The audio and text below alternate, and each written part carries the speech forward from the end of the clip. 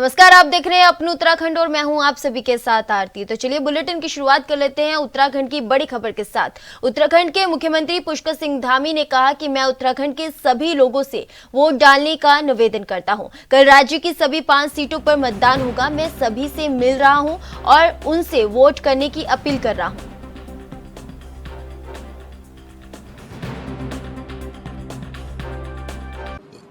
मेरा उत्तराखंड के सभी देवतुल्य जनता से, मतदाताओं से, सभी से मेरा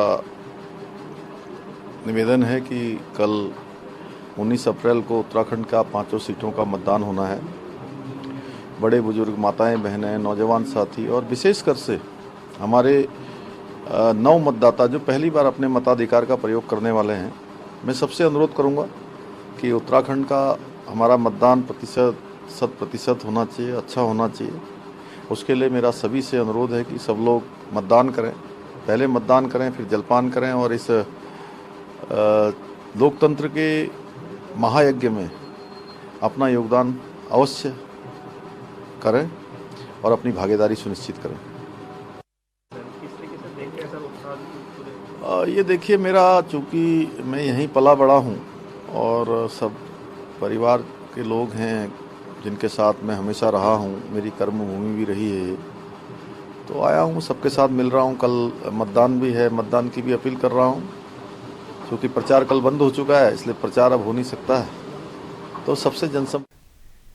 कांग्रेस के प्रदेश महामंत्री एवं वॉर रूम के अध्यक्ष नवीन जोशी ने 19 अप्रैल को होने वाले मतदान के लिए पार्टी के सभी पोलिंग बूथ एजेंटों को निर्देश देते हुए कहा कि सभी बीएलए अपने अपने बूथों पर गड़बड़ी रोकने के लिए सतर्क रहें। नवीन जोशी ने मतदान तैयारियों की समीक्षा की। उन्होंने सभी जिलाध्यक्ष, ब्लॉक व बूथ अध्यक्षों से मतदान तैयारियों की जानकारी ली और बूथ कमेटियों को मतदान के लिए मुस्तैद रहने के निर्देश दिए। नवीन जोशी ने कहा कि किसी भी बूथ पर कोई समस्या आने पर वॉर रूम को सूचित करें।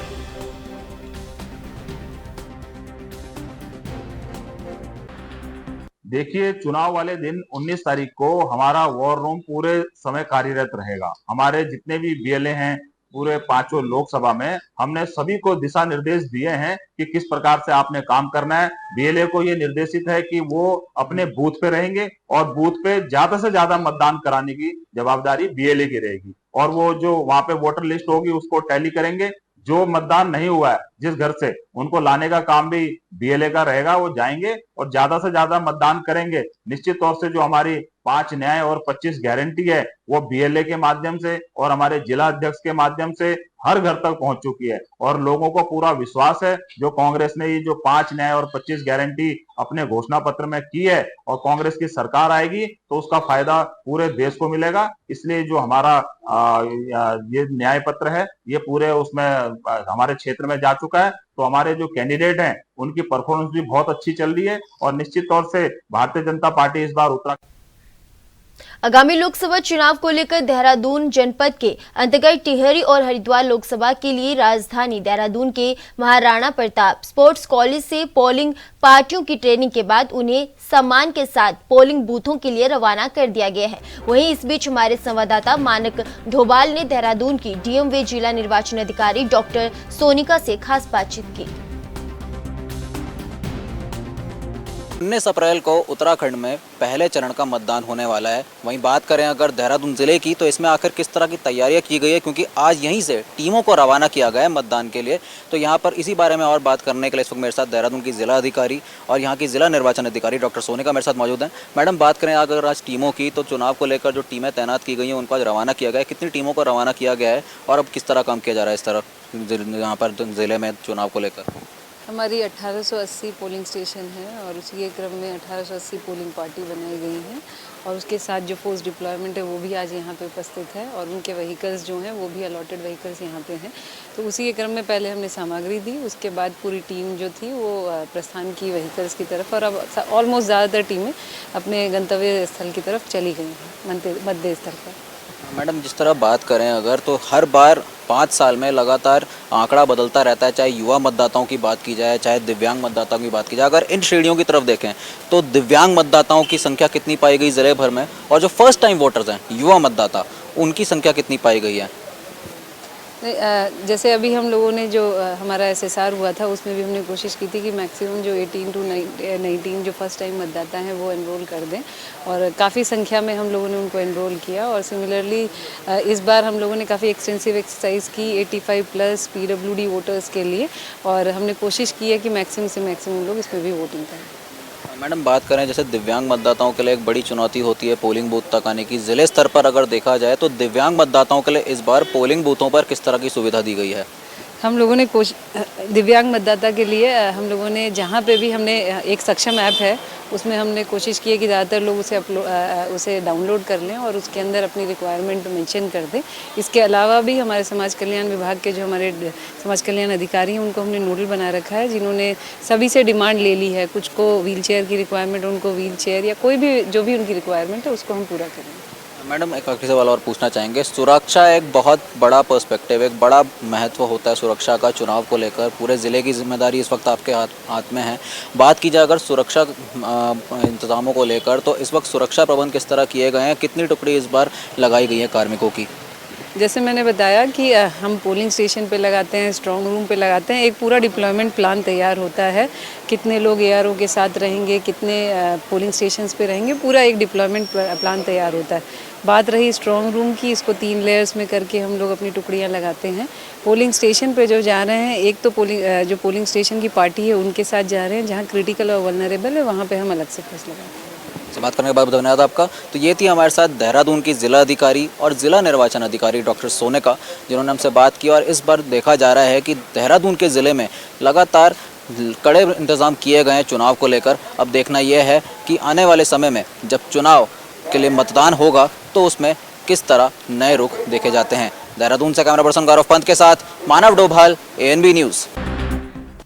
प्रशिक्षु IPS और रायवाला थाना प्रभारी जितेंद्र चौधरी के निर्देश पर चलाई गई चेकिंग के दौरान पुलिस ने 3 शराब तस्करों को गिरफ्तार किया है, जिनके कब्जे से पुलिस ने 24 पेटी शराब बरामद की है। जानकारी के अनुसार आरोपी लोडर वाहन और स्कूटी से शराब की तस्करी कर रहे थे, इसलिए पुलिस ने शराब तस्करी में इस्तेमाल वाहनों को भी कब्जे में ले लिया है।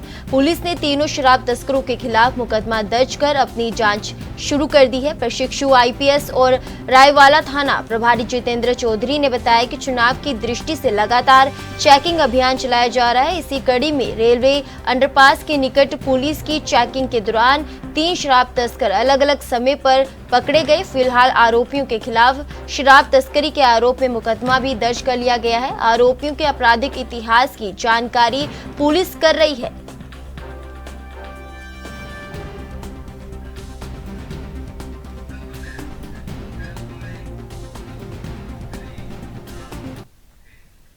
वरिष्ठ कांग्रेस नेता हरिंदर बोरा पहली बार रौद्र रूप में दिखाई दिए। उन्होंने मीडिया से बात करते हुए कांग्रेस छोड़कर जाने वालों पर जमकर भड़ास निकाली और कहा कि जो लोग यह सोच रहे हैं कि वह जान से बच जाएंगे, ऐसा बिल्कुल नहीं होगा। कांग्रेस की सरकार आने के बाद इन सभी लोगों की जांच कराई जाएगी और आवश्यक कार्रवाई भी होगी। उन्होंने पूर्व चेयरमैन लालचंद्र सिंह पर निशाना साधते हुए कहा कि वह कांग्रेस के टिकट पर चुनाव लड़े और चेयरमैन बने, मगर अब वह कांग्रेस पार्टी छोड़कर चले गए हैं। उनके खिलाफ भारतीय जनता युवा मोर्चा के नेता बॉबी समल के 1 महीने तक धरना प्रदर्शन कर उनके कार्यकाल में हुए भ्रष्टाचार को उजागर किया था, मगर अब वही भ्रष्टाचारी उनके पार्टी में शामिल हो गए हैं। ऐसे में बॉबी समल क्या अपनी पार्टी में ऐसे लोगों को स्वीकार करेंगे?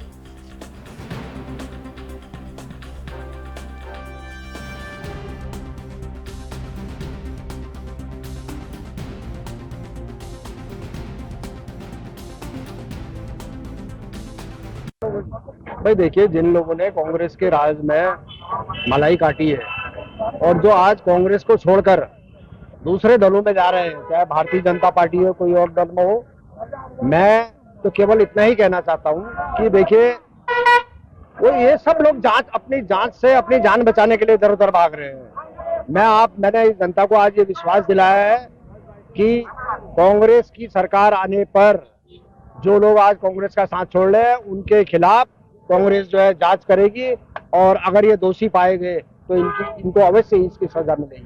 कौन कौन है ऐसे लोग जिनको? भाई देखिए, जैसे पूर्व में नगर पंचायत के अध्यक्ष जो कांग्रेस से चुनाव लड़े, आज वो कांग्रेस छोड़कर चले गए। बताइए कितने मतलब शर्म की बात है। वो केवल इसलिए कि भारतीय जनता युवा मोर्चा के अध्यक्ष जो है बॉबी संबल द्वारा उन लगातार 1 महीने तक वो क्रमिक अनशन में बैठे और उनके द्वारा यहाँ पर अनशन किया गया। लेकिन भाई मैं तो बॉबी संबल से भी एक सवाल पूछना चाहता हूँ, अब तुम्हारा क्या होगा जब जिनको तुम कल तक अपराधी मान रहे थे आज वो तुम्हारे दलों में आ रहे हैं, तो क्या तुम उनको स्वीकार करोगे? मैं तो कहता हूँ तुम्हें ये पार्टी छोड़ देनी चाहिए और तुम्हें दूसरे दल का दामन थामना चाहिए, यही मैं कहना चाहता हूँ। और कुछ जमीन का भी जिक्र कराना चाहिए। भाई देखिए मेरा ये कहना है, जो लोग आज जांच से चाहे जमीनों का मामला हो चाहे अनियमितताओं का मामला हो, जो लोग कांग्रेस छोड़कर जा रहे हैं ये लोग भविष्य में अवश्य पछताएंगे, ये मैं कहना चाह रहा हूँ। और जांच वगैरह भी बात कही आपने, अगर भाई देखिए 2027 में जब भी यहाँ पर कांग्रेस की सरकार पक्का आएगी 100%, तो मैं ये कहना चाहता हूँ कि इनके खिलाफ जांच अवश्य होगी, ये मैंने लोगों को आज यहाँ पर भरोसा दिलाया है। लोकसभा चुनाव के मद्देनजर कांग्रेस पार्टी भाजपा को घेरते हुए नजर आ रही है। कांग्रेस वरिष्ठ प्रदेश उपाध्यक्ष सूर्यकांत धस्माना ने भाजपा पर निशाना साधते हुए कहा कि भाजपा के 5 प्रत्याशी सिर्फ मोदी के नाम पर वोट मांग रहे हैं। साथ ही उन्होंने कहा कि केंद्रीय रक्षा राज्य मंत्री अजय भट्ट का कहना है कि मेरी गलतियां माफ करो और उसकी सजा मोदी जी को मत दो, जबकि इंडिया गठबंधन के सत्ता में आते ही अग्निपथ योजना को खत्म कर दिया जाएगा।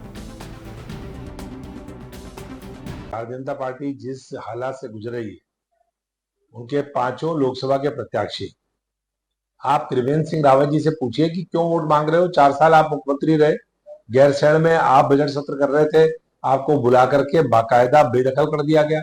आपकी क्या उपलब्धि है उत्तराखंड के लिए, नहीं बताएंगे, मोदी जी के नाम पर वोट दे दो। महारानी जी से पूछिए कि आपने 3 टर्म आप लोकसभा की मेंबर चुनी गई, 4थी बार आप वोट मांग रही है, आपकी क्या उपलब्धि है, उत्तराखंड के लिए आपने क्या किया? कहेंगी मोदी जी ने जो किया वो मैंने किया है, वो सारा मोदी जी का क्रेडिट पूरे देश का। रानी साहब उत्तराखंड के लिए क्या किया, टीवी के लिए क्या किया, नहीं बताएंगी। सिलक्यारा टनल में कहां थी, कोरोना काल में कहां थी, अग्निपथ योजना में क्या आवाज उठाई, भर्ती घोटाले में क्या उन्होंने उनका विचार थे, कुछ नहीं। मोदी जी ने जो किया वो मैंने किया, कोई खाता नहीं। आप अनिल बलूनी साहब से पूछिए, मोदी जी के लिए वोट दे दीजिए, मोदी जी को प्रधानमंत्री बनाना है। भैया 6 साल राज्यसभा के मेंबर रहे, आपने राज्यसभा के सदस्य रहते हुए उत्तराखंड के लिए ऐसा कौन सा बड़ा काम किया जो आपको वोट दे दे? मोदी जी को वोट दे दो। अजय टम्टा से पूछिए, मोदी जी को वोट दे दो। केंद्रीय मंत्री थे आप, केंद्रीय राज्य मंत्री थे, क्या उपलब्धि रही आपकी केंद्रीय राज्य मंत्री के रूप में? नहीं बता पाएंगे, बेदखल कर दिए गए कर्मठता की वजह से। लेकिन आज फिर मोदी जी के नाम पर वोट मांग रहे हैं। और अजय भट्ट जी का तो कहने क्या, वो तो करेला ऊपर से नीम चढ़ा। वो कह रहे हैं भैया मेरी गलतियों को माफ कर दो, मेरी अकर्मण्यता को माफ कर दो, मैं कुछ नहीं कर पाया माफ कर दो, लेकिन मेरे निकम्मेपन की, मेरी अकर्मण्यता की, मेरी गलतियों की सजा मोदी जी को मत दो। तो 5 के 5 लोकसभा के प्रत्याशी बीजेपी के मोदी जी के नाम पर वोट मांग रहे हैं। हम कह रहे हैं कांग्रेस आएगी, इंडिया गठबंधन आएगा, तो हम सिरे से खारिज कर देंगे अग्निपथ योजना को, पुरानी जो सैनिक भर्ती की प्रणाली है उसको लागू करेंगे। हम ये कह रहे हैं कि कांग्रेस की सरकार अगर केंद्र में आएगी तो हम राज्य की सरकार को मजबूर करेंगे कि वो वीवीआईपी कौन था जो अंकिता भंडारी के मौत का कारण बना, इसके लिए हम अंकिता भंडारी के परिवार को न्याय दें। हम ये कह रहे हैं कि भर्ती घोटाले में हाकम सिंह और संजय धारीवाल उनके असली हाकिम कौन थे इसका पता लगाया जाएगा, चाहे पाताल से खोज करके लाया जाए, लेकिन किसके कारण, किसके संरक्षण में ये इतना बड़ा भर्ती घोटाला हो गया, कांग्रेस इसका पता लगाएगी। कांग्रेस राज्य के अंदर विकास की बात कर रही है, अंकिता भंडारी की बात कर रही है, अग्निपथ की बात कर रही है। बीजेपी के लोग 5 के 5 मोदी मोदी मोदी जप रहे हैं और उत्तराखंड की जनता 2 बार धोखा खा चुकी है, तीसरी बार धोखा खाने को तैयार नहीं है। 2 बार 14 में 19 में मोदी जी के नाम पर, तो कब तक भैया मोदी जी के नाम पर दे दे बाबा, मोदी जी के नाम पर दे दे, तो कब तक चलेगा ये? अब जनता मैं समझता हूं समझ गई है और इस बार कांग्रेस को निश्चित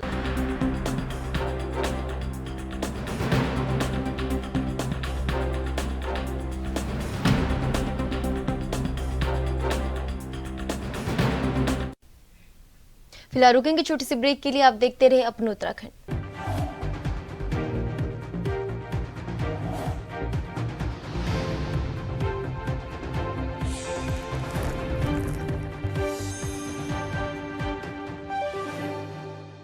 ब्रेक के बाद अपने उत्तराखंड में एक बार फिर आप सभी का स्वागत है। भारत निर्वाचन आयोग की गाइडलाइन के अनुसार पहले चरण के मतदान के लिए चुनाव प्रचार का शोर बुधवार शाम 5 बजे से थम गया है, जिसके तहत किसी भी प्रत्याशी के चुनाव प्रचार पर रोक रहेगी, जबकि 19 अप्रैल शाम 6 बजे तक ड्राई डे रहेगा। उत्तराखंड की 5 लोकसभा सीटों पर पहले चरण के मतदान के लिए चुनाव आयोग ने सभी तैयारियां पूरी कर ली हैं। 16 और 17 अप्रैल को प्रदर्शन के 11,729 बूथों में से 718 बूथों पर पोलिंग पार्टियों को रवाना कर दिया गया है। जानकारी के अनुसार बूथों पर 65 कंपनियां, फोर्स, पीएससी और 15,000 होमगार्ड जवानों को भी तैनात किया गया है। इसके अलावा 5,000 से ज्यादा बूथों पर सीसीटीवी से निगरानी की जा रही है।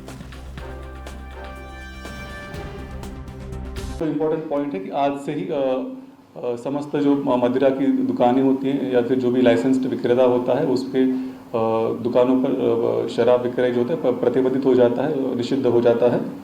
ये सब जो प्रतिबंध होगा, हमारे राज्य का मतदान 19 अप्रैल को है, उसको दृष्टिगत 17 अप्रैल की शाम 5 बजे से लेकर 19 अप्रैल शाम 6 बजे तक ये प्रभावी रहेगा। साथ में जो हमारे नेबरिंग जो हमारे पड़ोसी राज्य है, वहाँ पर जिस चरण में मतदान होगा उस चरण के मतदान के दिवस से 48 घंटे पूर्व ये ड्राई डे भी जो होता है ये प्रभावी हो सकता है। इसके जो तिथियां निर्धारित की गई मैं आपको अवगत कराना चाहता हूं। जैसे उत्तराखंड राज्य के लिए 19 अप्रैल को मतदान है, उसके दृष्टिगत 17 अप्रैल को शाम 5 बजे से 19 अप्रैल 6 बजे तक ड्राई डे प्रभावी रहेगा। उत्तर प्रदेश में जो मतदान की तिथि है 7 मई, उसके अनुरूप 5 मई के 6 बजे से लेकर 7 मई 6 बजे तक प्रभावी रहेगा। हरियाणा राज्य में 23 मई से लेकर 25 मई तक शाम 6 बजे तक प्रभावी रहेगा। और हिमाचल प्रदेश में 1 जून को मतदान है, उसके दृष्टिगत 30 मई से लेकर 1 जून शाम 6 बजे तक प्रभावी रहेगा। जो पड़ोसी राज्य में निर्वाचन का मतदान का दिवस, मतदान की तिथि निश्चित होती है, उस परिप्रेक्ष्य में जो हमारे सीमांत जनपद होते हैं जो उस राज्य से सीमा साझा करते हैं, उन जनपदों में ही ये प्रतिबंध प्रभावी होता है। अन्यथा इसका प्रभाव अन्य जनपदों पर नहीं होता है। इसके अलावा जो महत्वपूर्ण बिंदु है, जैसे आज आप सब जानते हैं कि मतदान से 2 दिन पहले प्रस्थान करने वाली पोलिंग पार्टियों का प्रस्थान आज पूर्ण हुआ है। उसमें जैसे कल मतदान से 3 दिन पहले 12 पोलिंग पार्टी ने प्रस्थान किया था, उत्तरकाशी से 11 और पिथौरागढ़ से 1 पोलिंग पार्टी रवाना हुई थी। आज जो है 703 पोलिंग पार्टियों ने प्रस्थान किया है। सभी जनपदों का प्रस्थान सुचारू ढंग से, सही ढंग से पूर्ण हो गया है, जिसमें प्रमुखता से पौड़ी गढ़वाल से 181 पोलिंग पार्टियों ने आज प्रस्थान किया है, अल्मोड़ा से 136 पोलिंग पार्टियों ने आज प्रस्थान किया है और देहरादून से 122 पोलिंग पार्टियों ने प्रस्थान किया हुआ है। कल के दिवस के लिए 11,008 पोलिंग पार्टियां मतदान से 1 दिन पहले यानी 18 अप्रैल को प्रस्थान के लिए रवाना हो जाएंगी और समस्त पोलिंग पार्टियों के द्वारा जो है अपनी प्रस्थान की सूचना पीडीएमएस पोर्टल पर उपलब्ध कराई जा रही है। पीडीएमएस पोर्टल पर उपलब्ध सूचना के अनुसार कल की 12 पोलिंग पार्टियां अपने अपने गंतव्य स्थान तक पहुंच चुकी है और उसके बाद जो आज पोलिंग पार्टियां जो रवाना हुई हैं वो अभी शाम तक अपने अपने स्थान तक पहुंच सकती है। जैसे उनकी सूचना प्राप्त हो जाएगी उसको आप सभी के लिए अवगत करा दिया जाए। भारत रत्न पंडित गोविंद वल्लभ पंत जयंती समारोह समिति उत्तराखंड के मुख्य संयोजक व पूर्व दर्जा राज्य मंत्री एवं वरिष्ठ भाजपा नेता गोपाल सिंह रावत ने अपने कार्यकाल पर पत्रकारों से वार्ता करते हुए कहा कि आज चुनाव प्रचार के अंतिम दिन मुख्यमंत्री पुष्कर सिंह धामी का हल्द्वानी में हुआ रोड शो ऐतिहासिक था, जिसमें हजारों की संख्या में लोग शामिल हुए। उन्होंने कहा कि सर्वप्रथम हेलीपैड पर पहुंचकर सीएम धामी को गुलदस्ता देकर उनका स्वागत किया गया, जिसके बाद बड़ी संख्या में लोग उनके रोड शो में शामिल हुए। उन्होंने कहा कि प्रधानमंत्री नरेंद्र मोदी की बदौलत हिंदुस्तान को आज अंतर्राष्ट्रीय पहचान मिली है। वहीं मुख्यमंत्री पुष्कर सिंह धामी की विकास कार्यों की नीति से प्रभावित होकर लोग भाजपा में शामिल हो रहे हैं। इस बार के लोकसभा चुनाव ऐतिहासिक होंगे, जिसमें नैनीताल सीट से भाजपा प्रत्याशी अजय भट्ट 5 से 6 लाख वोटों के मार्जिन से जीत दर्ज करेंगे। आज मुख्यमंत्री जी आए और हमने उनको हेलीपैड में गुलदस्ता पुष्प देकर उनका स्वागत किया और रोड शो भव्य हजारों के तादाद पर लोग रोड शो में शामिल थे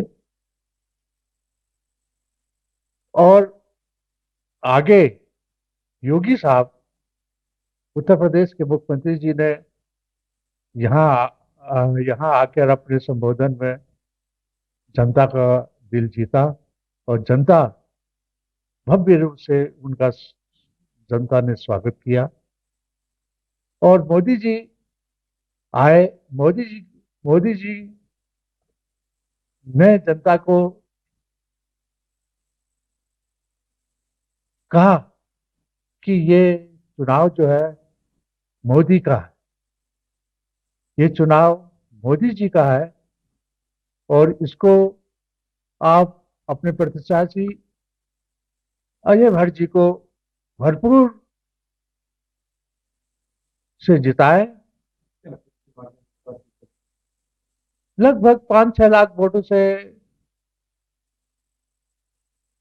अजय भाई जीतेंगे। जिस प्रकार से योगी जी उत्तर प्रदेश के मुख्यमंत्री जी ने यहाँ आकर जनता के बीच में संबोधन में इस प्रकार से जनता को बोले कि आने वाले समय में आप अपना अमूल्य वोट भारतीय जनता पार्टी को ही दीजिए, क्योंकि देश में विकास 40 सालों से जो विकास रुका हुआ है वो मोदी जी ही कर रहे हैं और आगे भी करते रहेंगे। देश में अंतर्राष्ट्रीय लेवल में विश्व पटल में हिंदुस्तान का नाम चल रहा है कि विश्व में हिंदुस्तान सबसे आगे विकास के उस पे चल रहा है कि यहाँ विकास हिंदुस्तान में बहुत भव्य प्रकार से हो रहा है। ये मोदी जी के ही कर कमलों से हो रहा है और हमारे उत्तराखंड में श्री पुष्कर सिंह धामी जी के कर कमलों से उत्तराखंड का विकास भव्य रूप से हो रहा है और आने वाले समय में आप अपना अमूल्य वोट कमल के फूल में अपना बटन दबाएं।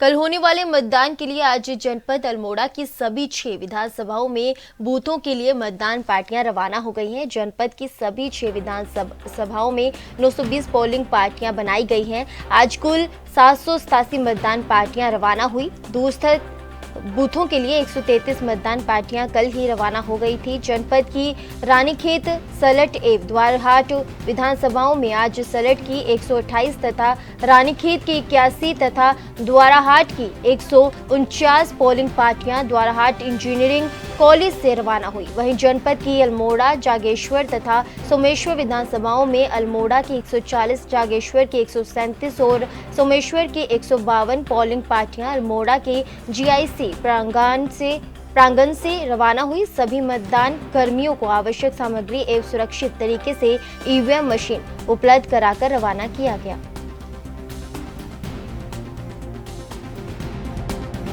देखिए, टोटल हमारी 920 पोलिंग पार्टी है पूरे जनपद की।